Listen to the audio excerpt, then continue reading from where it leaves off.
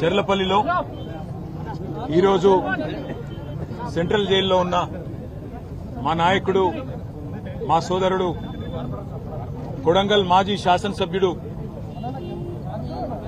పేద గిరిజన దళిత బలహీన వర్గాల రైతుల తరపున పోరాటం చేసిన పాపానికి ఈరోజు జైలు పాలై రేవంత్ రెడ్డి కక్షపూరిత వైఖరి వల్ల జైల్లో శిక్షణ అనుభవిస్తున్న, చేయని తప్పుకు శిక్షణ అనుభవిస్తున్న మా సోదరుడు నరేందర్ రెడ్డి గారిని కలిసి నేను, మా మహబూబ్ నగర్ జిల్లా పార్టీ అధ్యక్షులు మాజీ మంత్రి లక్ష్మారెడ్డి గారు, మరొక మాజీ మంత్రి పెద్దలు శ్రీనివాస్ గౌడ్ గారు, మాజీ హోంమంత్రి ఎమ్మెల్సీ మహమూద్ అలీ గారు, ఉప్పల్ ఎమ్మెల్యే లక్ష్మారెడ్డి గారు, మేడ్చల్ జిల్లా పార్టీ అధ్యక్షుడు ఎమ్మెల్సీ షంబీపూర్ రాజు గారు, మల్కాజ్గిరి పార్లమెంటు మొన్ననే పోటీ చేసిన బీఆర్ఎస్ అభ్యర్థి రాగిడి లక్ష్మారెడ్డి గారు అందరం కలిసి వారిని పరామర్శించడం జరిగింది.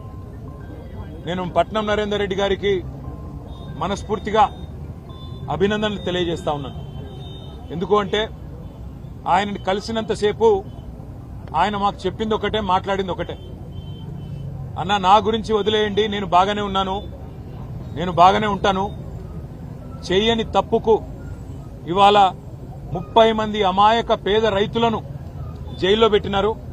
వాళ్లను విడిపించండి, వాళ్ల కోసం పోరాటం చేయండి. మా కొడంగల్ రైతుల పక్షాన నిలబడండి, మా కొడంగల్ గిరిజనుల కోసం కొట్లాడండి, మా కొడంగల్లోని దళిత బలహీన వర్గాల రైతుల భూములు గుంజుకుంటున్నారు, అక్కరలేని ఫార్మా విలేజ్ ను రుద్దుతున్నారు అని చెప్పి ఆయన బాధపడతా ఉన్నాడు. వాస్తవం ఏంటి అంటే ఈరోజు సంగారెడ్డి జైలు నుంచి మొదలు పెడితే చెర్లపల్లి జైలు దాకా అమాయకులేమో జైల్లో ఉన్నారు. కానీ కొడంగల్ నుంచి కొండారెడ్డిపల్లె దాకా అరాచకాలు చేస్తున్న దుర్మార్గులేమో ఇవాళ గద్దెనెక్కి కూర్చున్నారు. మీరు చూస్తా ఉన్నారు. కొడంగల్లోనేమో పేద రైతుల భూములు గుంజుకునే ప్రయత్నం ఒకవైపు, ఇష్టం వచ్చినట్టు భూములు ఇవ్వమంటే అర్ధరాత్రి ఇండ్ల మీద పడి ఆడవాళ్లు చిన్నపిల్లలను చూడకుండా అరాచకాలు చేస్తున్నది కాంగ్రెస్ ప్రభుత్వం రేవంత్ రెడ్డి నాయకత్వంలో. మరొకటి నిన్ననే చూసినాం. కొండారెడ్డిపల్లి రేవంత్ రెడ్డి సొంత ఊరు. ఒక మాజీ సర్పంచ్ పెద్ద ఆయన సాయిరెడ్డి 85 ఏళ్లు ఇదే రేవంత్ రెడ్డి కోసం మన ఎలక్షన్లో కూడా తిరిగిండు, ఓట్లేయించిండు. అట్లాంటి పెద్ద ఆయన మీద కూడా ఇవాళ పగబట్టి ఆయన ఇంటికి అడ్డంగా గోడగట్టి తవ్వలేకుండా చేస్తే ఆ శోభ, ఆ అవమానం సొంత ఊరిలో సర్పంచ్ గా పనిచేసిన ఊరిలో ఇంతటి అవమానం అని చెప్పి ఆ క్షోభతో నిన్న ఆత్మహత్య చేసుకున్న పరిస్థితి. ఇవాళటి కూడా కల్వకుర్తిలో ఆయన భౌతిక కాయం ఇంకా అట్లే ఉంది. నియంతల పాలనలో, దుర్మార్గుల పాలనలోనే ఇట్లాంటి ఆంక్షలు చూస్తాం. ఇండ్ల కడ్డంగా గోడలు కట్టే పరిస్థితి ఎక్కడన్నా ఇదివరకు ఉండేనా? మేం లేదా ప్రభుత్వంలో 10 ఏళ్లు ఎన్నడన్నా ఇట్లాంటి వార్తలు విన్నారా? సొంత ఊరైతే, సొంత కాన్స్టిట్యున్సీ అయితే నీ సామ్రాజ్యమా? నువ్వేమైనా రారాజువా? నువ్వేమైనా చక్రవర్తివా?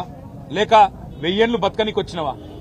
సొంత ఊరైతే, సొంత నియోజకవర్గం అయితే నేను ఆడింది ఆట, పాడింది పాట అంటే నువ్వు నియంత కాదు, నువ్వు చక్రవర్తివి కాదు రేవంత్ రెడ్డి. నీలాంటి వాళ్ళు చాలా మంది కొట్టుకపోయినారు, నువ్వు కూడా కొట్టుకపోతావు. ఒకటి మాత్రం పక్కా, ఇవాళ కొడంగల్ నుంచి కొండారెడ్డిపల్లె దాకా కాంగ్రెస్ ప్రభుత్వం చేస్తున్న అరాచకాలు, శిశుపాలుడి తప్పులు ఎట్లయితే ప్రజలు ఆనాడు లెక్కబెట్టినారో ఇప్పుడు రేవంత్ రెడ్డి పాపాలు కూడా అట్లే లెక్కబెడతా ఉన్నారు.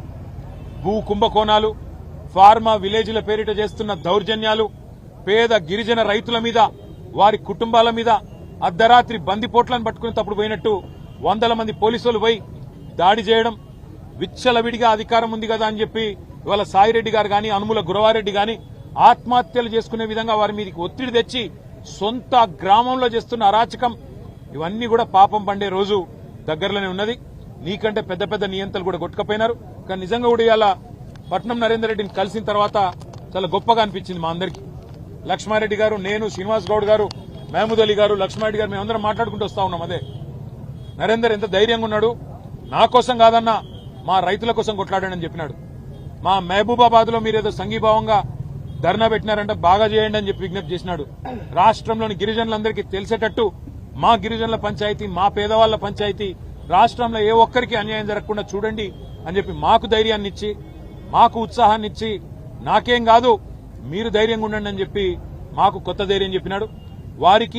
వారితో పాటు ఇవాళ 30 మంది పైచిలకు పేద రైతులు ఎవరైతే చేయని తప్పుకు కేవలం మా భూమి ప్రభుత్వం దౌర్జన్యంగా గుంజుకుంటే ఊకోము ఇయ్యము అన్న ఒకే ఒక్క మాటకి ఇవాళ జైళ్లలో మగ్గుతున్న ఆ కుటుంబాలకు మేము ఒకటే చెప్తా ఉన్నాం, మీరు భయపడాల్సిన అవసరం లేదు. మీ వెనుక కేసీఆర్ ఉన్నాడు. తప్పకుండా న్యాయం ధర్మం గెలుస్తుంది. న్యాయస్థానంలో కొట్లాడదాం.